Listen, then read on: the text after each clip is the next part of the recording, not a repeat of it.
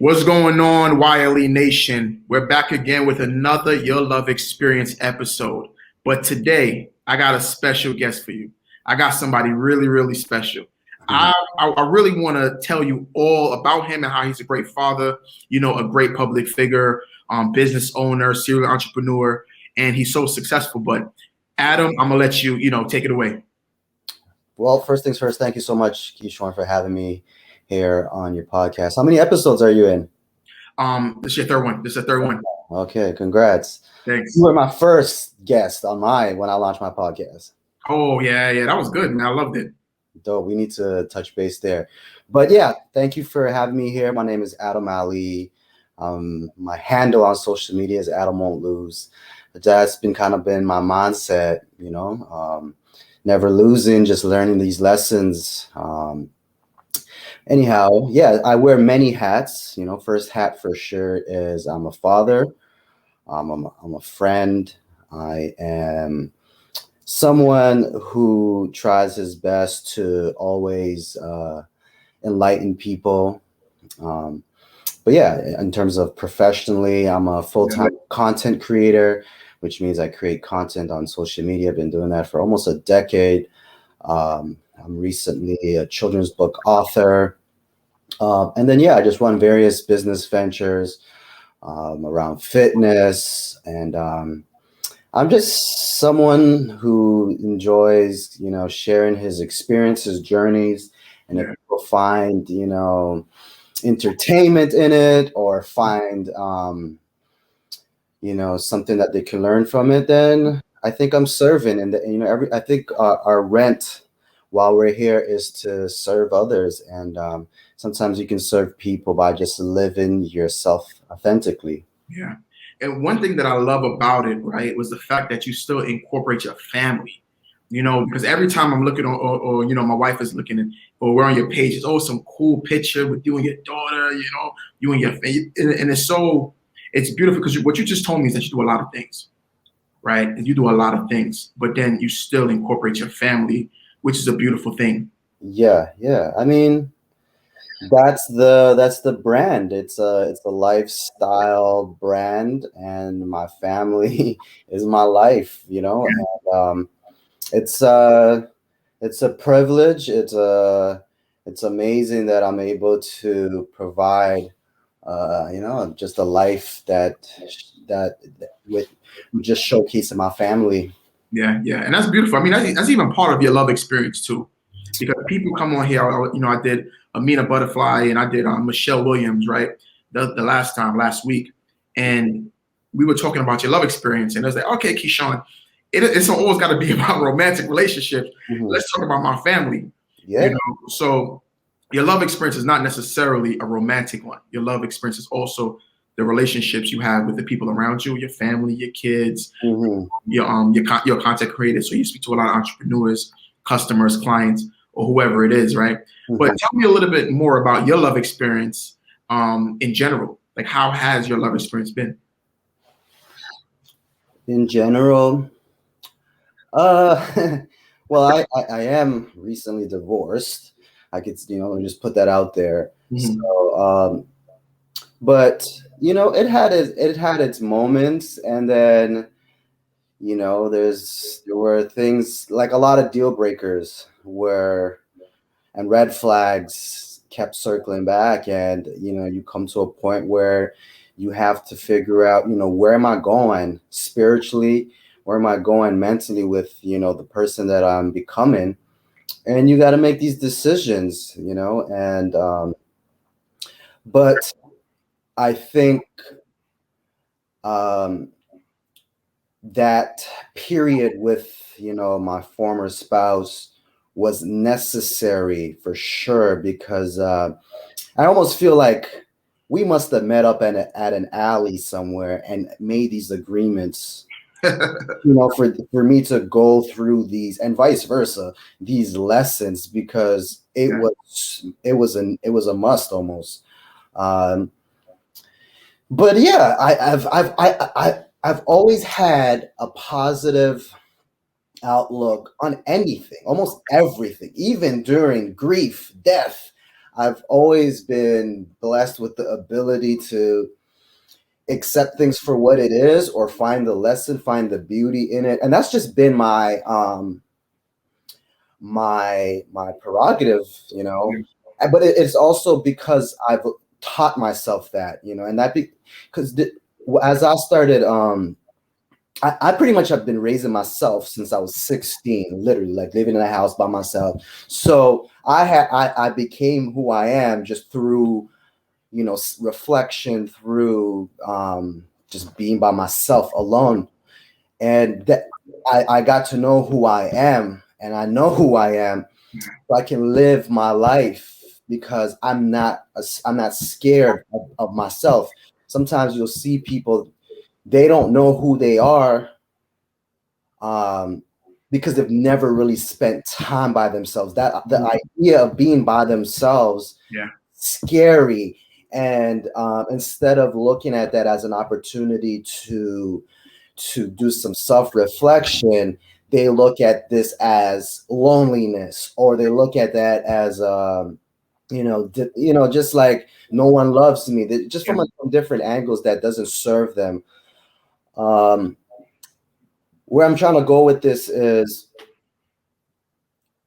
where was I trying to go with this? I was going tangent like crazy. I mean, I was just listening and absorbing it. And what I'm thinking about was just my situation. We spoke about each other's situation on your first podcast. I'll be going tangent all the time. But anyhow, I've always lived, I've been by myself pretty much, or I've pretty much raised myself is where I'm going with this.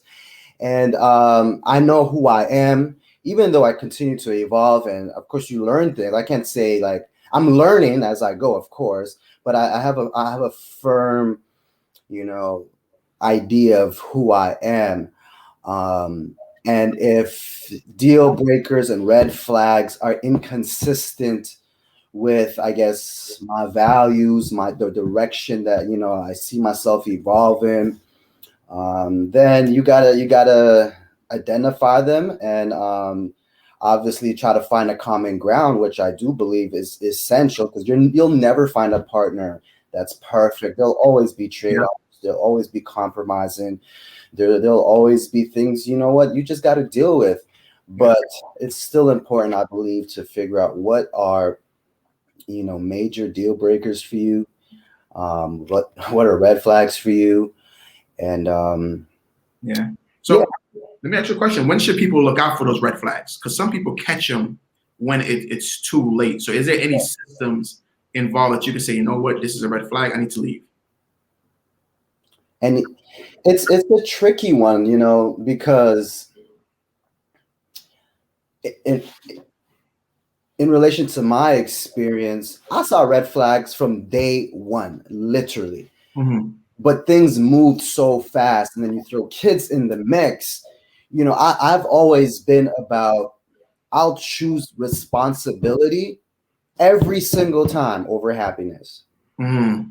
Right? So responsibility means like handling what needs to be handled, which is the kids, the livelihood. So I'll always choose that. But then, you know, you look back and you're like, man, you should have did this, you should have did that. It's too late for all that, you know. You just take these lessons, and because at the end of the day, I chose the responsibility, which means ultimately ignoring red flags. Ignoring, you know. But how do you identify them or see them? I guess you got to know yourself, right? Because some people just go with things and think everything is normal. That's you know, guys are gonna be like that, or females are gonna be like that, so they just think everything is normal. But no one's gonna identify what these are but yourself, really. I mean, and that's true. I think it goes back to what you were saying before. And let me just add another very key point here. What you may consider a red flag may not be a red flag for the next person, the next guy. Right? Mm-hmm. It's completely fine. So no, that's true. That's true. You have to give you some video ideas, you know, attack you with that, because that's very true. Someone's doing that irks you, maybe something that is they don't even, it doesn't even cross that next person's mind as something as a red flag at all. Oh man, wow, yeah, that's very, very true. You know, and a lot of people don't see it like that. They say, you know what, this is what I don't like, and this is what I don't like. But the other person like, well, I'm not doing this on purpose. Yeah. I don't even know what I'm doing, right? So how important it is, you know, with loving yourself, because you spoke on that a lot. You know, you brought it up a couple of times with loving yourself first and doing what's best for you. Like, how important is that before you even get into even a love experience, that you got to know who you are and what you want? I'll say this. I think it is almost your birthright to truly love yourself. And let me I'm about to take you down in an ocean with this one. You know, you are the chatter that you're having in your mind. What is the point? You're living in your mind, having these chatter. You better be good to yourself, because when you start talking to yourself a certain type of way, you start believing these thoughts, they turn into action. Like, you have to be your number one, fan, your number one cheerleader, your number one believer. It is your birthright to love yourself. There's a reason why when a plane is going down, they tell you put the oxygen first before you help somebody. Yeah. Even if it's your kids, right? So loving yourself is like non-negotiable, because it allows you to serve. Yeah. Right. Now, of course, there are people who put other people over themselves, and I get that, and that's still other forms of love. But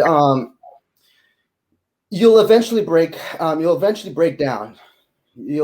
eventually go in a sunken hole, because you'll realize all you did was it's almost like a crutch where you don't want to deal with yourself, so you just serve others. But you are, you are your soul. You are this chatter in your brain, and I think it's critical that you have loving thoughts, loving conversations with yourself. One of the most amazing discussions I've had with someone, they said that, what is the man who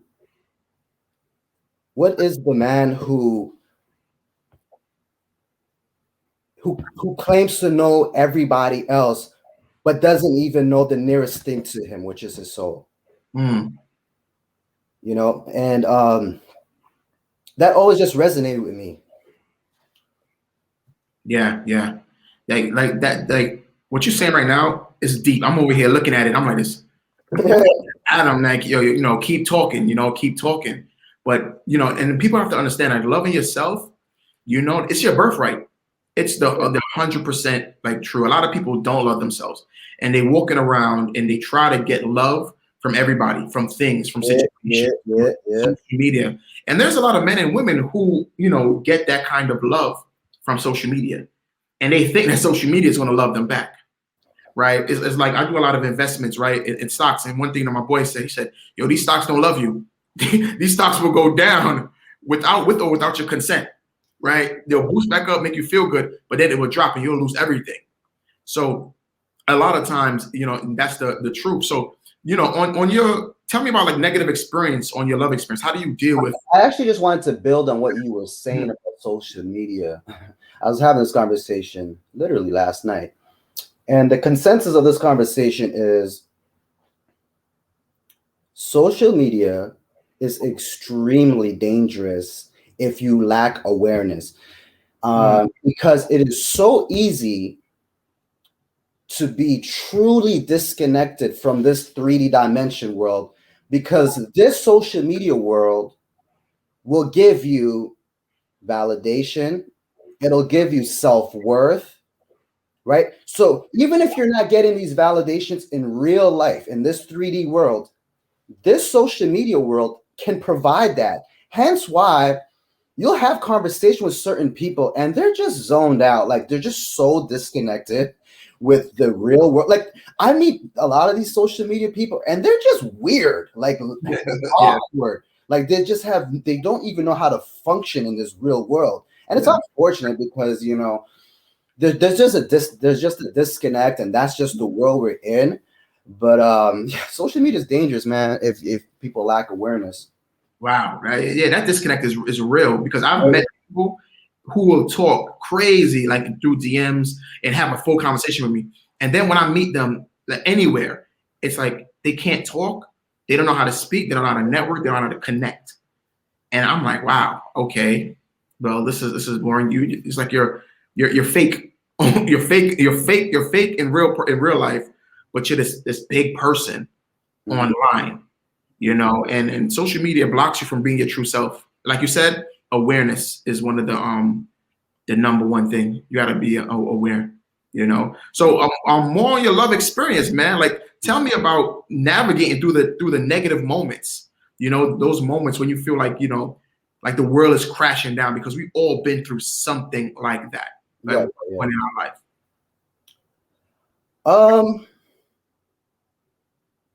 The negative. Or challenging for Yeah, I better mean, words. I don't know. It's these conversations I have within myself. It's kind of like there's literally nothing, man, that it can shut me down. I just like I experience it. I do think it's important not to deflect these challenges, and you know, one thing beautiful about having this human experience is to experience these various emotions, right? And a lot of times we naturally survival mode is to avoid these emotions and not deal with them. But I think if you face things for what it is and experience them fully, whether that means, you know, it tears you down and you gotta cry, or it tears you down and it, you know, it's almost like working out. It's like you gotta have that emotional fitness, and you only have that emotional fitness by going through these various experiences, Yeah. which, you know, when in hindsight, it's almost always beautiful if you really think about it. You know, I came out of that situation. You know, you hear that all the time. I came out of that situation. I'm better. So, you know, people who are going through things, you know, just try to experience it as incredible, you know, as much as you can, you know, because you know what the opposite of that is? What is it? It's being a vegetable in the hospital. You can't experience nothing. Nothing. Good or bad. That's true. Right. So it's everything I've learned is perspective, you know. Yeah. And you know, heartbreaks, divorce, Yeah. you know, betrayal, etc. It hurts. It all hurts, but it's how you want to deal with it, right? And I think you know, a lot of time people, they just try to run into other situations, or they have these negative chatters with themselves, or they think the world is it. I just say, man, do your best to experience them as fully as possible, and it'll give you that resilience to be the next version of you. Yeah. Yeah. Better one, hopefully. What do you think is the biggest lesson that you learned then throughout your whole divorce, throughout the whole relationship experience? What is something that you're happy that you learned that changed you? Oh man, I've learned 100 lessons. One lesson I'll say is, you know, you literally can only meet people where they've met themselves. Wow. You be talking to people and they say communication is key. It is, but understanding is more. So you're at the table here communicating, which is what everyone advises you to do. But I just look at the situation sometimes and I'm like, it's just going through people's, let's just go right over, like they ain't, and Yeah. that's it. Like you could only meet people where they've met themselves, and that's it. You can't, and don't, like Malcolm X says, don't condemn people for what they know, because you just because of what you know, because before you didn't know that. No. Everyone's on their journey at their own speed, and you can't walk this life thinking that I am better, I'm smarter, wiser than people. Everybody's just at their own speed, evolving at their own rate. And you just gotta understand that. Yeah. I think that's the biggest thing, is to have grace for people. A lot of people don't have enough grace. Yeah, you gotta have compassion, and forgiveness is such a it's such a tough thing to do. Yeah, we spoke about that too. If I'm not mistaken, we was on that for like a good 10 minutes on the podcast. Yeah, I can't even recall, but I was watching something recently, and the guy put it so beautifully. It's like in this culture of an eye for an eye, all the time. And imagine if the creator treated us like that, where every time it was we got punished for every sin instantaneous. We can't really, again, it's just, we got to have compassion. It's hard to forgive people. You gotta, I'm just gonna give you like a hypothetical statement. There's a knife in me and y'all screaming to forgive me, like I got a knife in my ribs, like y'all telling you still want me to forgive you. There's a knife in my ribs, like still forgive someone. It's tough. Yeah, that's hard. It's like you're wounded and they still want forgiveness. Yeah, they're stoning you and they're telling you to forgive you while they're stoning you, or they're Yeah. It's a tough one, but all you can really do is to just either completely step away or do your very best to see what compassion you have there, and tap into that. Yeah, and that's what I always tell people. Forgiveness is not a immediate thing, but it's a definite thing, and it does not happen overnight. A lot of people think that forgiveness happens overnight. You're going to get it. No, forgive yourself first, but acknowledge the fact that you have to in order to get to that next level. But it's not going to happen right then and there. It's not. But at the end of the day, me personally, I always believe that you got to forgive someone for you. It's not for them, but in order for you to get that emotional strength, that mental strength, in order for you to get to the next level. For me, it was hard. It took me about 3 years. I didn't want to see your face. I didn't want to talk to you. But then when I got to a stronger place within myself, I was able to give that kind of love, but like you said, like about self-love and loving yourself from the beginning.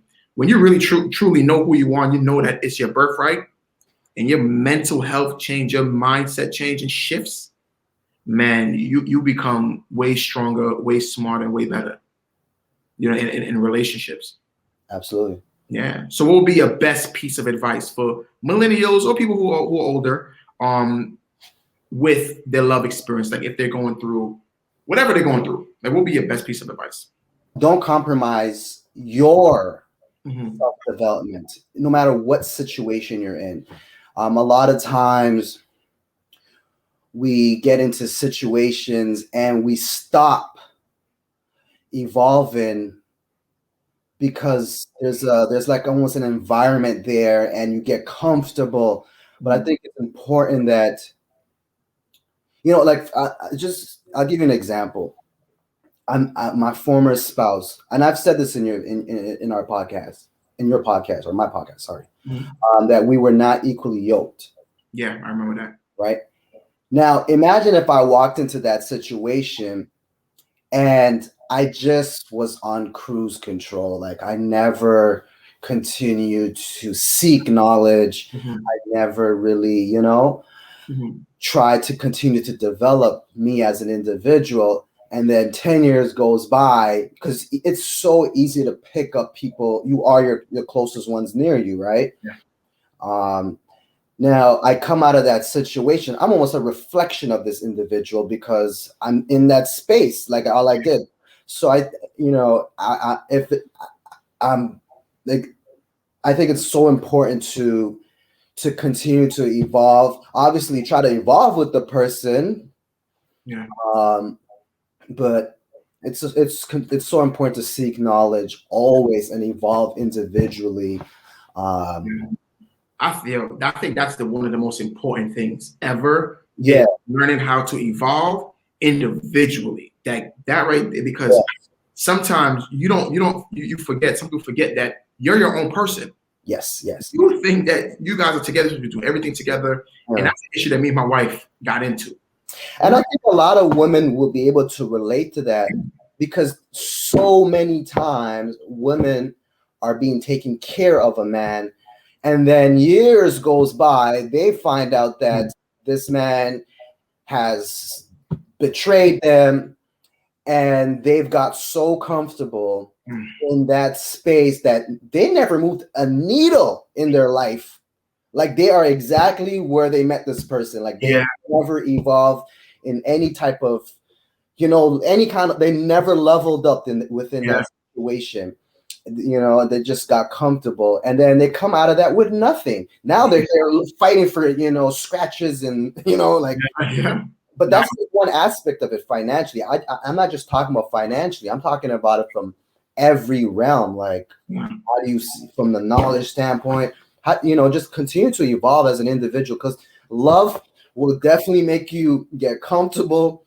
It'll definitely make you put on weight. It'll definitely make you be, just chilling. You know what I mean? Because you're right. It's a great space to just be. Yeah. Especially if someone can accept you to just be. Some people take advantage of that, but I think it's important to stay sharp always and evolve, and hopefully that brushes off on your partner too, which usually does happen. Yeah, no, that's true, because love makes you do some crazy things, right? Emotionally, physically, and of course with the weight gain, financially, either way, whatever it is, you're going to feel the impact of love. Doesn't matter what it is. And I think, man, I think what we have here is really, really good. Thank you again for coming on and taking your time, because I know your time is very valuable. And I want to let you know that I value your time. I value the work that you do. I absolutely love from another man to another man. I love the relationship with your family. I love the relationship that you're spreading on social media. My wife loves you, and everything that you guys do.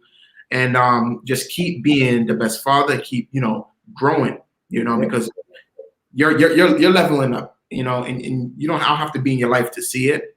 God reveals certain things to people, and you see these things on a daily basis. So you can let people know where they can find you. Yeah, been a lot more busier on my YouTube, so you can catch me there, youtube.com/everydayhustle. My Instagram is Adam Won't Lose. That's pretty much the two primary places where I create content. And then you can check out my children's book on Amazon. Stars my daughter. I wrote that book with Dr. Samantha Cannell. And I thank you for having me here. I think this is awesome. We're all trying to figure it out. There is no blueprint to this, really. It's like you learn as you go, and you just try to do you try to pivot to the best ability. Don't believe anyone who thinks they got it all figured out. Listen to people, but just experience emotions to the best of your ability, and stay sharp. Yeah, stay sharp. I think that's the best thing. That's how you end it off, man. Stay sharp. Stay dangerous. Yeah. That's what the young ones say nowadays. Yeah. And where you from? What do you mean, like my background? Yeah. Culturally, I'm Tanzanian. Okay. I think you're the first person I ever met from. Is that usually the case? Like, sometimes some people have heard of Tanzania. Yeah, but I'm physically meeting someone. They don't meet that many people from there. Yeah. All right. Well, thanks again, man, for your time. Thank you for joining Your Love Experience. And until next time, we'll see Adam again.